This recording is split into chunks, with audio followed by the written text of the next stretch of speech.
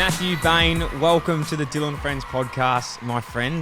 Normally I say, this one's been in the making for a while, but it has been, but it's been the other way. You have been hustling me to come on the podcast for a long time, and now I've got you on, and I'm very excited because, there's plenty to learn from this one, especially this time of year, because it's when you come into the biggest power mode. You're very busy, headphones are in, and it's game time for you. Thanks for having me, Dill. Well, ever since you started the podcast, I've sort of been angling towards it. But, as it's got longer and longer, it's probably the guests have got better and better. So I've slipped down the order, but, mate, wrapped to get a call up. So thanks. No, of course, mate. You're very high up on the list. But I wanted to wait for the right time to do this because we have chatted about doing this for a long time.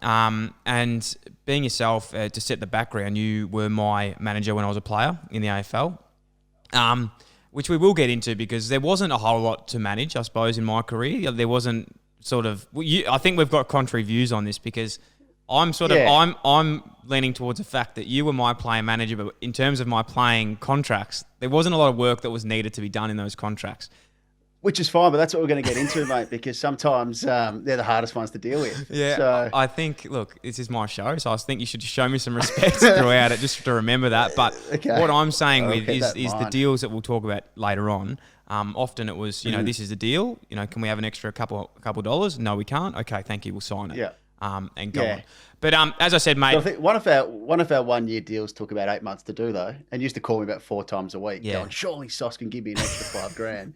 Yeah, I do remember that. Yeah, I think you're selling yourself a bit short about how much work I had to put into it. Okay, that's all right. Okay. We'll get into it. We will. The big points, though, that I think are big to talk about this time of year, and just especially with managers, mate, because it's a funny one, the management path. I think a lot of people in the public probably wouldn't know what managers really do besides the fact of contracts, but I suppose there's other things that really go ahead, especially with, the bigger sort of name players, and we'll get into who you've got.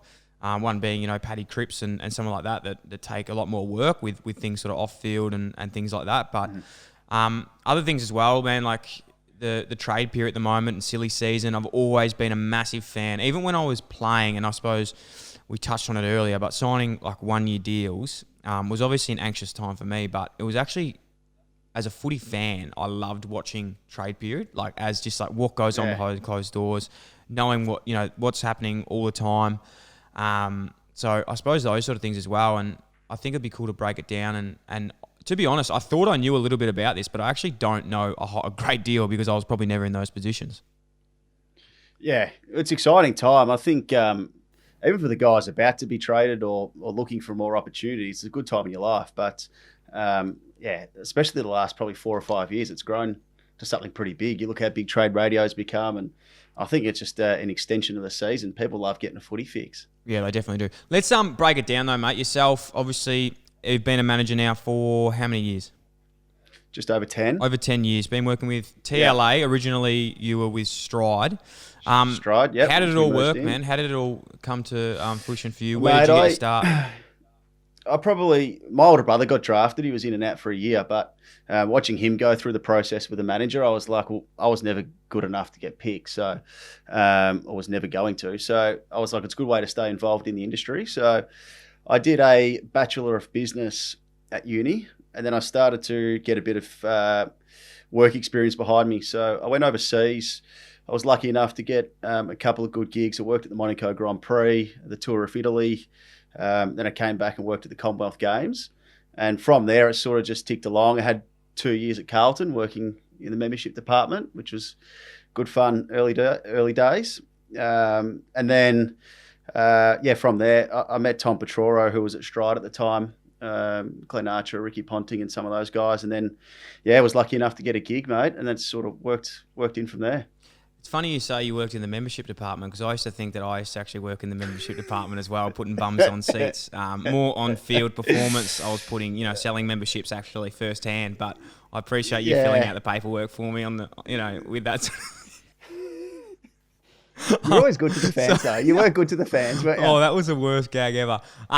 In talking of that, I don't know where to go. Yeah, no. In terms of starting out as a manager, though, obviously it's a career where there's no pathway. Like you don't go to uni and study player management per se. Yeah. How does it work? Like, are you thrown into that and they just go, right, now you've got to go out, you've got to go watch under 18s and sign up young kids? Or do they give you guys, like, how do you learn about it? How do you learn the negotiations and how to sign up players?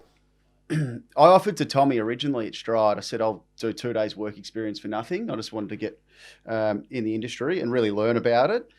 So I did that for, I think it was about six to 8 months or something like that. Literally getting the coffees, mate, and doing filing and a few different things. So, and then I suppose from there started to learn a couple of things, and I said I really want to dive into this. So the next step was to get my accreditation, which is a pretty lengthy process.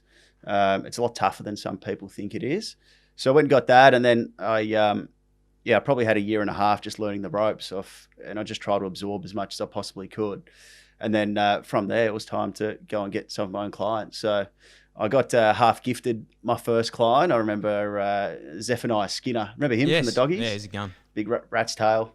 He was my first ever client, which I love him to bits. Still talk to him a fair bit. So, and that was sort of thrown in the deep end a little bit, and then just went from there. How weird is that, like going and talking to 16, 17-year-old kids talking about management? Because I remember when I was in that position, you think you are the king. Like you're at school. Well, that's half the issue. Yeah, I know. It didn't work out well for me, but I remember how good you think you are at that stage. You're talking about managers and trying to get players signed up, but also as well, you don't want to get their hopes up if things don't work out. Yeah. It's one of the parts I love about the job is going and meeting new people, and you actually become really close with them as you know, but get to meet great families, and it's really good fun. It's probably sometimes you go to some houses and you meet players or whatever it is, you're like maybe they're not for me, sort of thing, and that can be a bit tedious, but I think you got to see it as a really good fun part of the job, meeting new people, and but managing expectations is huge right across, like right down to someone like yourself currently still. Like you've got to manage expectations of what clients are after, and that's the part of a role of a good manager, is being able to work through that. What is a day-to-day life like for a manager? Because even for me, like I know you obviously work with me in my playing career, and there's things that we try and do throughout the week, whether that's contract negotiation is a major one, but it might be sort of, for me, it was always big on off field. What can I do here? What can I do there? Thinking about setting things up.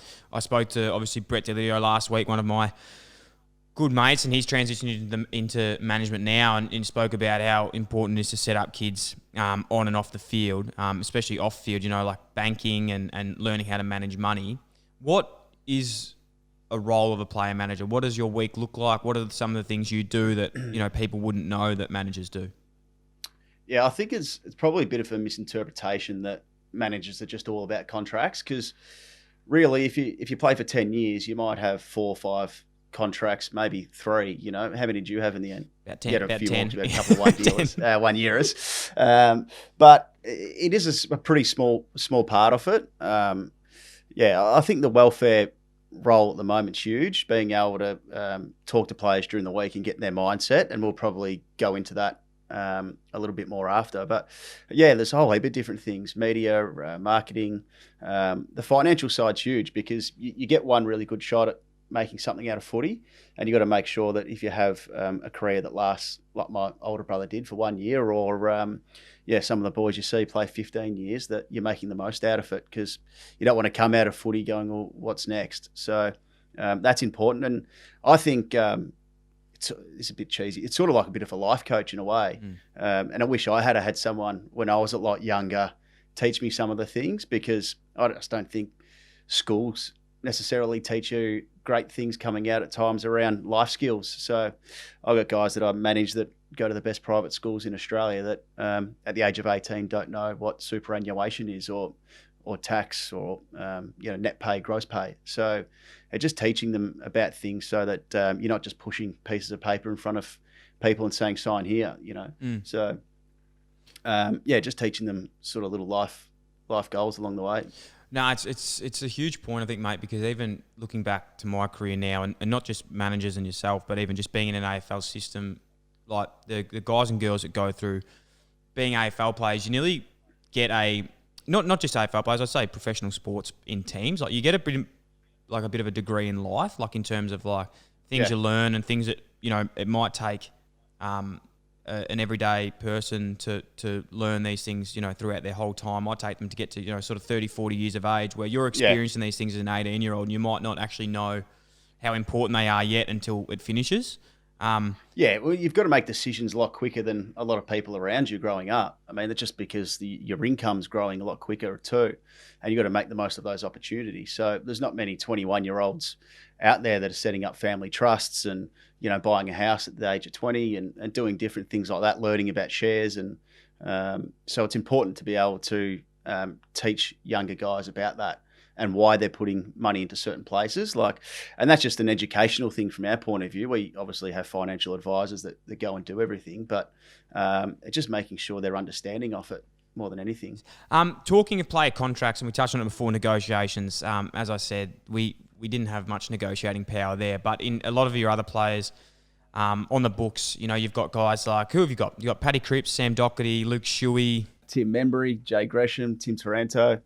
Got a fair few. So how early do contract negotiations start with that? Like, if a player signs a 1-year deal, 2-year deal, does the club come to the player? Does the manager go to you? How do the conversations start? Is there one way it happens, or does it change up?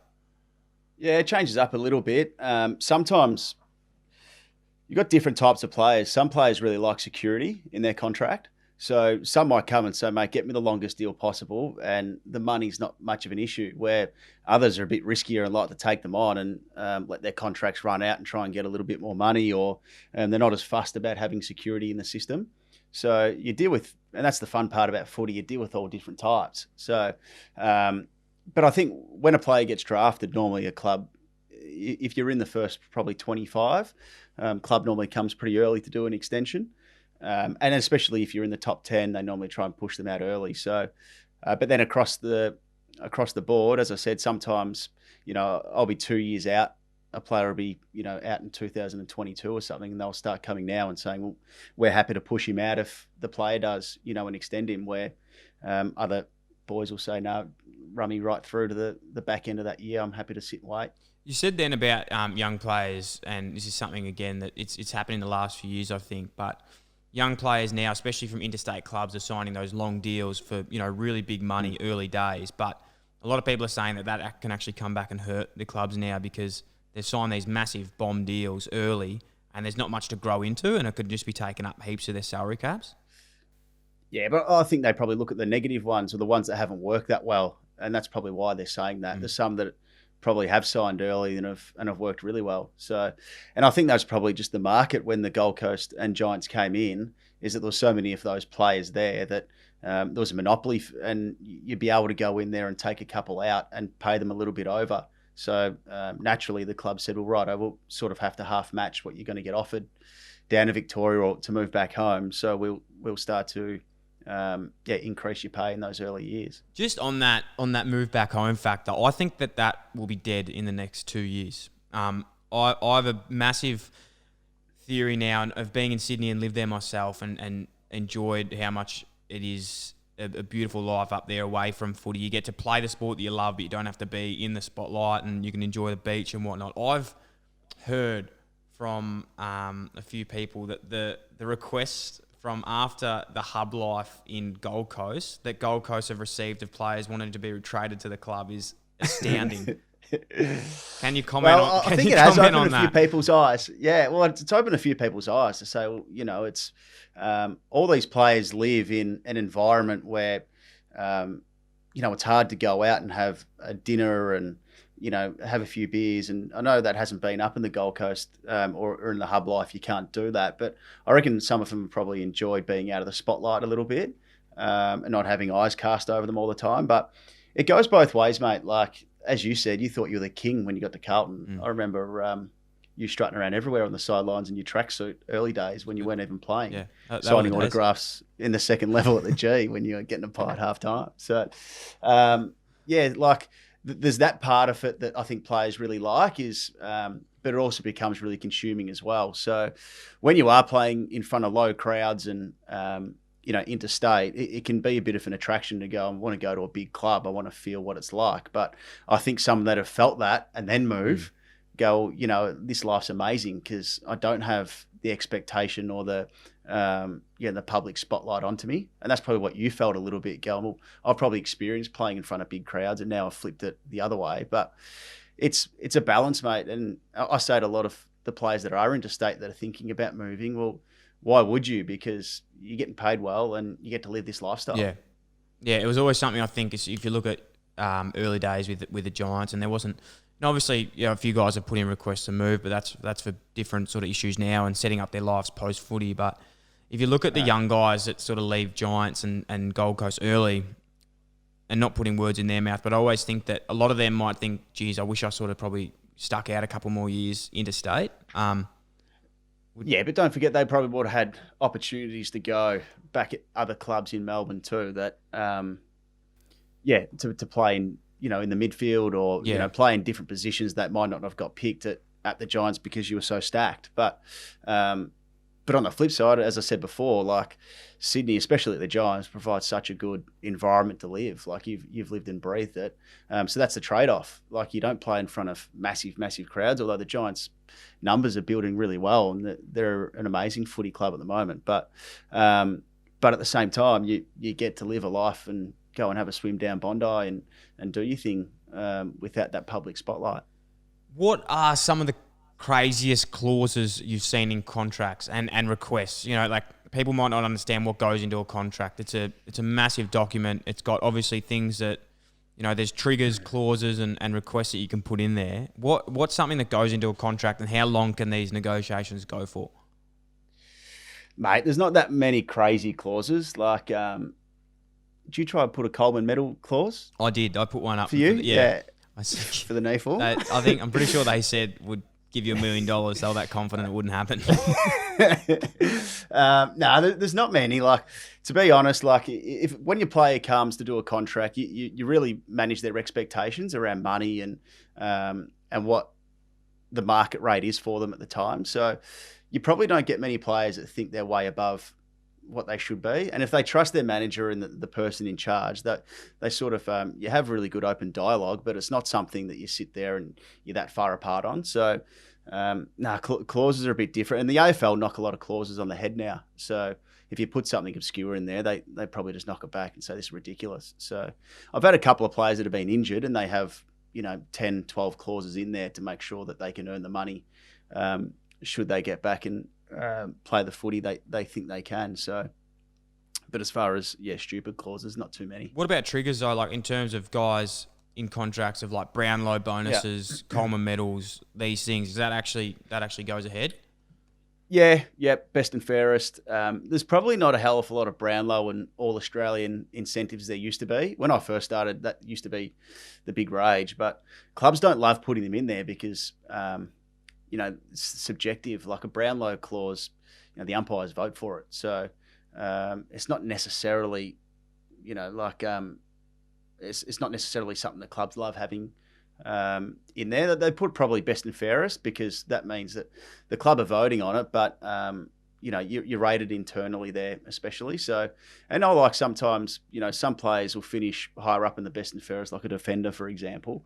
There's no chance to get Brownlow votes, just the way that the system works. So, you put a couple in there, but there's probably more games triggers, like as you would have expected into yours. If you play, let's just say a random contract, if you're on 120,000, but the following year, if you play, 10 games, 14, 16 and 18, you jump up to, 140, 60, 80, 200 or something if you play 18 the following year. So that's probably more the structure and the match payments and stuff like that rather than the bigger deals. And when you sit down with these contracts, a person at the club, which was someone I never quite saw eye to eye with, but always had immense respect for, was a list manager. Now, I reckon that's got to be the hardest job in footy because these guys, like, they obviously work for the club, they love the club with all the passion, but they have to have a really interesting relationship with players because they probably can't get too close to them because they're the person that sort of is the one that's going to be giving them. Remember you and Sauce's relationship? You used to shit yourself every time you walked near you.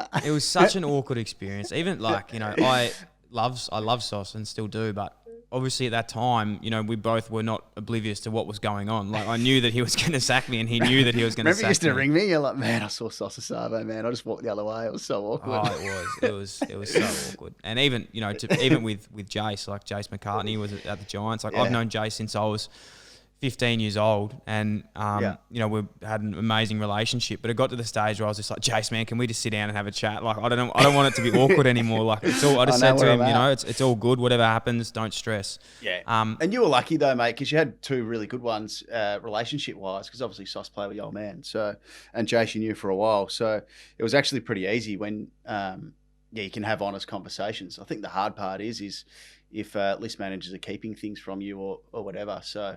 It's obviously part of my role is to communicate that pretty well. So it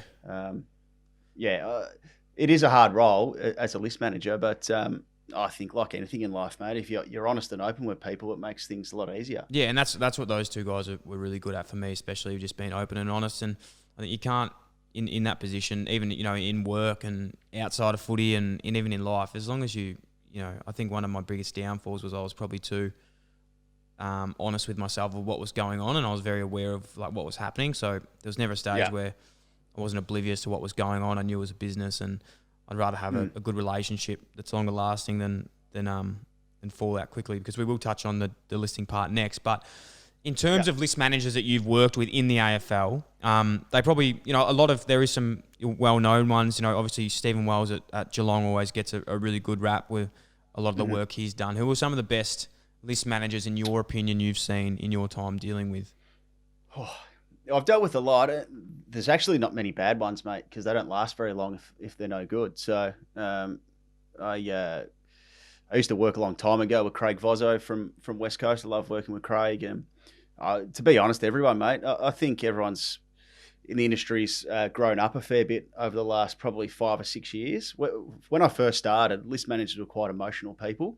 So, because footy's an emotional sport, and it's probably the business side of footy's taken over a little bit, I guess, recently. But we sort of try to take the emotion out of it, I reckon, the last 5 years. And it's helped a lot because you don't get the big blow-ups that used to happen. And it can... It's stressful during trade period, and you can see a couple of blow-ups here and there. But I think clubs are much better now. If you're upfront and honest with them, it helps. So, and the good list managers, that's what they are. They don't bullshit around. I think it's definitely important, because one thing that you'd know, and one thing I've learned in footy, is you can't have any enemies in footy, because they might be argument one day, but the next week they'll be rocking up and they'll be a new assistant coach at the club. It's interesting to see, because one of the questions I did have early days, you see, silly season and trade period, and there's all these standoffs. Like how much, that was the question was going to be, was how much does ego play a role in not getting roles done? Like, is it sometimes just people don't want to do things? Not really, mate. When you got people's lives at hand, I don't think people mess around and play with that. I think there's a part of it that you have to be really aggressive sometimes and make sure you get the deals through. But I don't think there's a hell of a lot. We were talking the other day if there's any bluffing that happens in sport anymore, or with an agent. Like when you got people's lives at hand, I don't think that's happens as much as it probably used to. Let's talk about trades, because something I've always been a massive. I've always had a lot of questions about how this all works. Like we see, for example, there's guys that have already requested, free agency now. There's trades that would be going on all year that people don't know about. How early do some of these discussions actually start? It depends where they're at in their career, because you can get a player that's out of contract at the end of next year that you already know that, they go part of their exit interviews over the next few weeks with all the clubs, and they don't want to leave at the moment, but they probably say, if this is still happening next year, I'm probably going to get out. Or, there might be some conversations over the next 6 weeks of, inquiries from other clubs, and you say, no, he's not going to leave this year, but he's a chance next year. Just keep your eye on him, or whatever it is. But, and then the ones that are out of contract, or even some that are moving in contract, probably conversations start to heat up halfway through the year, I reckon. A player will probably get a bit of an indication at the start of the year if they're wanting out of the club for whatever reason, or they want to move back home, or if something's happening. But then you get some that literally come out of nowhere a little bit. And it's probably this time of year a player might call and say, mate, I've been having to think for a couple of weeks.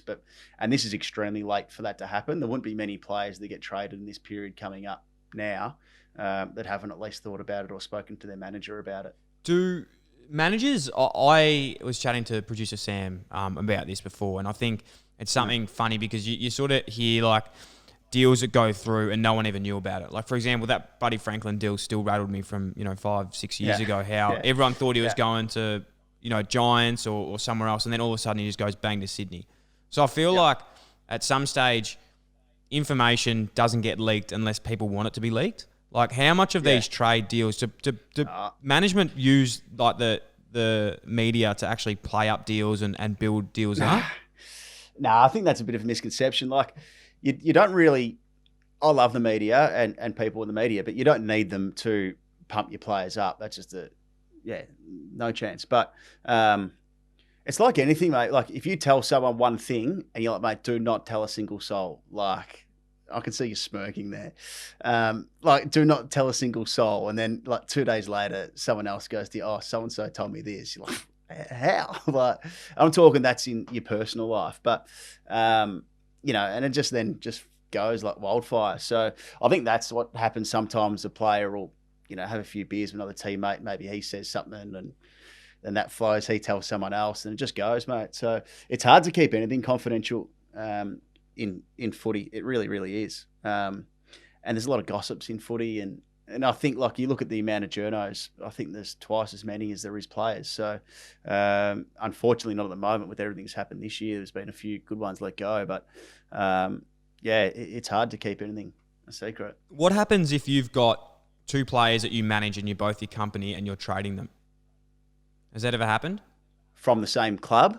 No, from different teams, but you have both of them. Yeah. Or, like, has there ever been an issue where you've had to step away because of conflict of interest or anything like that? No. What I say in that position is that you'll never. I don't make the decision on a player. So someone always asks me as well, if you had two players at the one club, there's only one spot left, who do you go for? I don't make that call. So you just make you go hard at the club and you put the best foot forward for both players, and the club's the one at the end of the day that makes the call on who stays and who goes. It's not us. Our job's to push their case as much as possible. And if there's not an opportunity there, you go and find an opportunity elsewhere. What about this season, mate? Obviously, it's been a strange one. How busy do you think it's going to be in terms of trades, free agency? Is it going to be bigger than normal? Will it be the same? Do we know what's happening with list sizes yet? No, there's been a lot of talk about list sizes, but that hasn't been worked out yet, which is hard because we're coming up to a period now over the next 6 or 7 weeks where it looks like we'll go into trade maybe not knowing what list sizes are. So hopefully it gets worked out over the next 2 or 3 weeks. The AFLPA. So does that mean though, like, if they pick up guys and they've got a list of 44 and then they say you need to bring it down to 36, they just have to chop. I think they're planning off, for that at the moment. Yeah, right. Yeah, they're planning that at the moment. Like, there was talk a while ago it might be 38 primary and 2 rookie spots. The last probably few weeks it's probably hopefully changed to 40 and 2, but we still don't know that. So, but clubs will probably hold a lot more players that are out of contract over at the moment and say you might have to wait and see here, and they'll go and bring guys in at trade that they were going to go after anyway. So. It's going to be a bit different this year, but like everything this year, you got to change with the times, don't you? You do. You got to pivot, my friend. What trades have you been a part of in your time? Some of the bigger trades and sort of trades that you're proud of getting through. Well, Sammy Doherty's one was a big one early days from Brisbane because that was pretty big at the time with what happened with their coach, and and it was, they were really disappointed to lose him, and Doc's been an amazing story. He's, obviously we're both pretty close with him, but at the time he was really, really keen to come home and be closer to family. So and he went through a process. He met with 3 clubs. I think in the end he met with the Kangaroos, Essendon and Carlton. And I reckon Essendon were going through their tough patch at the time too. So I remember meeting them at Windy Hill, and they had the plan to go to Tullamarine at the time, and they were selling them a bit of a vision, but I can't remember who was. I think Goody was in the room, Bomber Thompson. I don't know if Bomber was there anymore, and Adrian Dodoro, and it was a bit funny because they were a little bit all over the shop of what was happening at the time. So, and then, he'd obviously had a bit of a up and down time at Brisbane. And then we also met North, but then, he decided to go to Carlton in the end. So, but that was a bit of a funny period for him because, as you know, he lost his dad over that period. So that was a really hard. You went to Arizona, didn't you? Well, you were still there, yeah. He just got traded, and Eddie, his dad, was a brilliant guy. He was a massive Carlton man, so he was proud as punch. And then obviously, a few weeks later, he lost his dad. So, which is a really hard part for him to go through, and I think everyone. But obviously, extremely proud of the way he's bounced back through a lot of stuff. Sammy, like he's been a really successful story. Yeah, I think even just touching on that now, in terms of guys that you've managed that you're not most proud of, but I suppose most proud of and seen most growth in, he'd obviously be one of them. Who else is some guys that you've been really proud in the way they've sort of bounced back that people wouldn't know about, in sort of more terms of public knowledge? Well, it's a hard one, mate, because I think footy's a hard injury, mate. Life's a roller coaster, right? Like, shit's not easy sometimes. So, and I think the hard part about footy is you have to be on all the time. So, if you're a guy that works, or a person, I shouldn't say a guy, a person that works 9 to 5 job, you can get through that work week vague. Like, you can go in and just get your shit done, in and out, and don't communicate that many with people around you, but you're good to go. Or you know what, you take the weekend off, have a couple of sick days, and you're good. Where footy, you just can't do that. Like, you have to be mentally there. People asking you questions in team meetings, and you have to front up the play. It's just it's not that easy sometimes to be present all the time. So I think being part of that and helping build people from an early age is one of the most rewarding parts about the job. So, and I've had a few boys that have, Jesse Hogan, for example, he's had an incredible amount of things happen throughout his life that no one should have to go through. He obviously lost his father, and a couple of weeks later had testicular cancer. Like seeing, like, that was as confronting as you'll ever get, like being in the hospital with him through that period. Like, I touched on Sam losing his dad, and I've had some really emotional times with players that on the back end of it, it's satisfying getting through those really hard dips with them. So, there's a lot of players out there that'll have personal stories that they don't want me to mention, but and there's also players that I've managed in the past that have probably acknowledged. I had one call me 4 weeks ago and apologised to me and say, mate, I was a bit of a shit client for you, and I put you through a lot of pain. I want to apologise for the way I acted and a few different things. And I still speak to him pretty half regularly, but he was probably more, and I was really proud of him that he's went and got some help, and he's back in a way. So, you go through all walks of life, but it's super rewarding. What about in terms of players? We spoke of Cripper earlier, and I know that Cripper's one that's one of your most work clients in terms of he's probably the biggest, one of the biggest guys you've got there, and obviously very close with him. How would you explain Cripper as a person off field that people wouldn't know about, that he'd be happy to talk about? He's an incredibly competitive dude, just full stop. Like, he's a beast. But his want to get better in everything in his life, I don't reckon I've ever seen. From like even mates around me and stuff like that. Like, he literally gets up in the morning and he's like, right, how do I get better today? So, and you would have seen it training and things like that, but it's probably off-field stuff as well. Like, he jumps all into his finance stuff. He wants to get better and learn. He studies his ag science course, but he's doing he's going to do post-grad in psych. So he's developed a love for probably the competitive sort of nature of life in a way. So he just did a course that I ended up doing as well called Compete to Create, which is a little bit around the mind and personal philosophy and a few things like that, which was really good. So, and that talks about like sleep recovery and a whole range of different things. But he loves that stuff. He just wants to keep getting better and better. So, I think he's a good example of someone that got drafted at pick 13 and realised he had deficiencies, and if he didn't fix it up pretty quick, he'd get flushed out the system. And since then, he's just picked it up. And then any player that comes in, he just grabs them and says, "This is how you get better."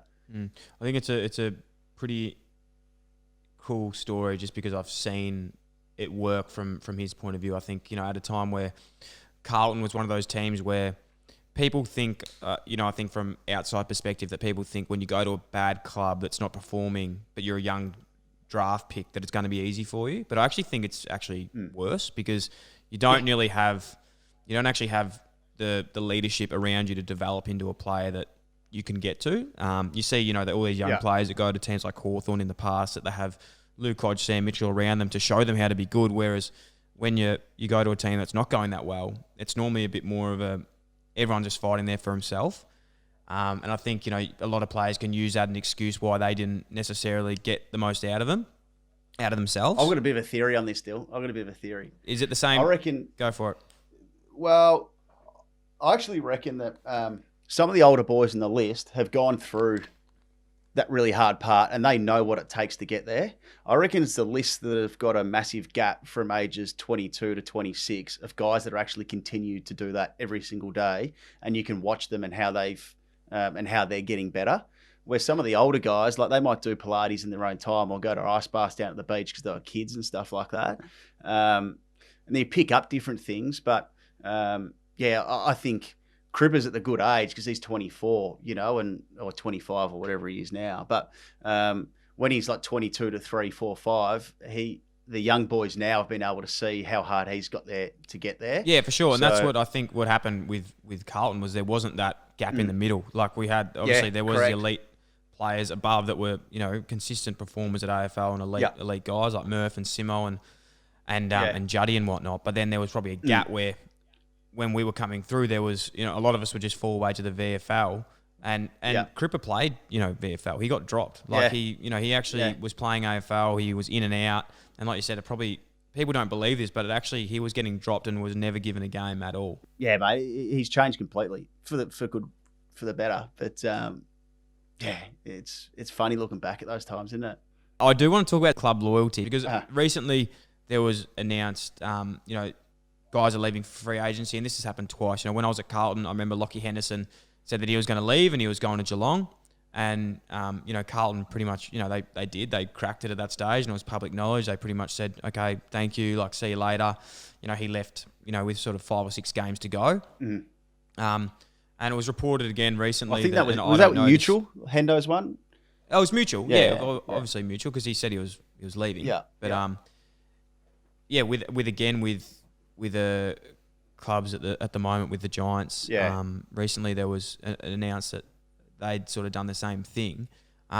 Look, I don't know how that went down. I honestly don't, but I just think, from my point of view, with players leaving clubs, and just for reference for anyone that didn't see the article, was basically saying that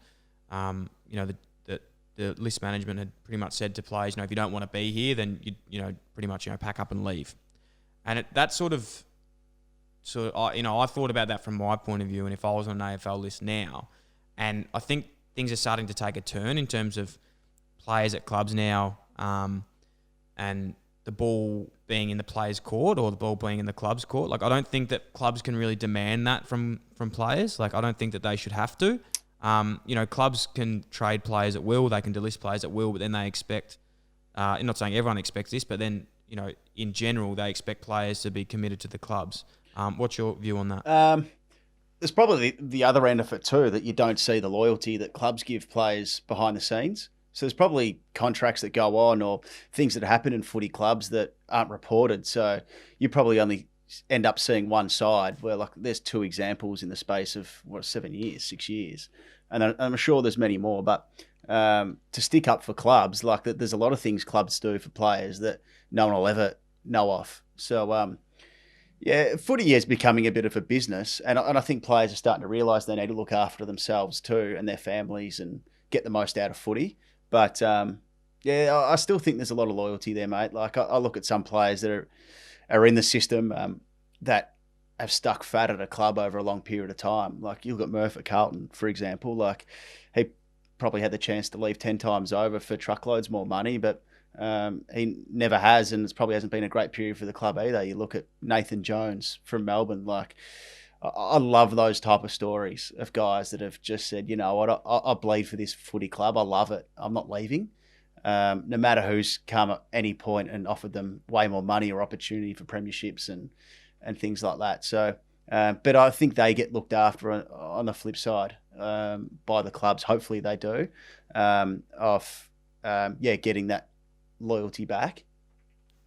Do you think that that's something though that's going to stay around? Like, naming those guys now, Murph, Nathan Jones. You think of Scott Pendery played. He's a bit of an exception to the rule because he's an absolute goat and he's a captain of the club and just broke the game's record. But even Cade Simpson, for example, going forward, there's always going to be the exception to the rule. But I don't know if players are going to be playing. These one club players that play 300 to 400 games for one club. I think now, even from a club point of view, it's going to be a bit more of a business in terms of if there's going to be a team that's struggling, say like Carlton were and have been for a while, if they were in the modern day now, would they have tried to trade off players to get younger draft picks, or would they still been loyal to players? That's a balance of list management, mate. I reckon is being able to say, well, do we actually need a couple of players to go to get some in? So, and sometimes players might get a tap on the shoulder, which is the hardest part, especially they love the footy club. But it's very, very rare that a player that's really invested, a captain or that loves the place and wants it to get better and are going all right, gets a tap to say, hey, we're going to trade you because we might be able to get a couple of draft picks. Like, it doesn't really happen unless there's a lot of work that goes on the background to manage that process. But there might be a drop-off, but I hope not. Mate, I love when players stay, and it's the frustration for me a little bit is not not celebrating them enough in the footy world. That gets to me a lot because players turn down a lot of money all the time to stay at footy clubs, and you can't report it. Like, it's not like I'm going to come out and say, well, my player's been offered $1 million and signed for 700 over 4 or 5 years. He's taken $1.5 million less, to stay. You don't hear those stories, so it's hard to tell. But there's so many of them out there, and players are incredibly loyal. And I suppose, like anything, there's a couple that might not be as loyal that probably give it a bad name for a couple of others. Bainey, in your opinion, mate, football in 2021, how's it different? Is there anything in the works at the moment in terms of list management side, player contracts? Obviously, we touched on list sizes earlier, but even salary wages, I know the players have been cut down at the moment because of COVID-19 and what's been happening. What does it look like? Do you know what it looks like now? It will be, no one does, but it'll be different. Like, the whole competition is changing. Like, you look at the VFL program and the NAB League and different things like that. It's definitely going to change, but in what capacity, we don't know, mate. Hopefully this whole thing's over at the end of the year and, round one next year, it's full capacity. And I think that'll settle a lot of people, but the money in football needs to start coming in because, a lot of clubs have been hurt and there's a lot of good people that have lost their jobs in footy this year, unfortunately, that isn't good at all. So hopefully money can start flowing in and building it back up to what it's been. Just on that as well, at the moment, what is the current contracts like for players? Is it still at 30% of their wage, or has it been brought up? No, they're at 50% cut. 50% cut. If you look at it right across the full year, it's been 30% cut from October last year when footy wages start. But from when COVID hit, they've been at 50% the whole way through. So, and they're working through what next year looks like currently with the AFLPA and how that deal looks with list sizes and everything. But I expect them to probably have some cut next year, but I don't know what it'll be. Mate, being a player manager, 10 years in the game, what do you love about your job? We touched on it before, mate. The satisfaction you get out of it, and it's not necessarily. Some people think, it must be amazing seeing players win flags and all that, and that's good. But getting the satisfaction out of the smallest little things, like it'll sound cheesy, but like with someone buying their first home and, people in their family haven't bought a house before and seeing the joy that brings to people.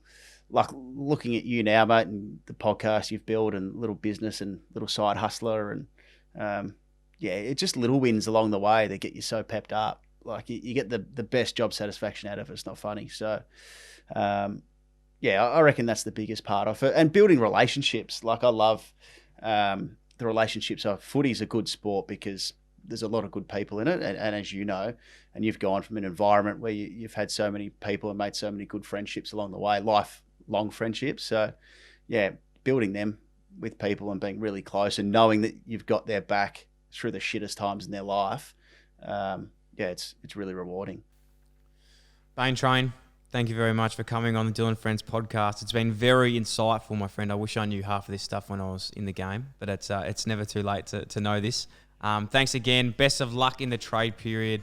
Hopefully make some big deals, and I'm looking forward to continuing our friendship for a long time. Love it, mate. Thanks for having me.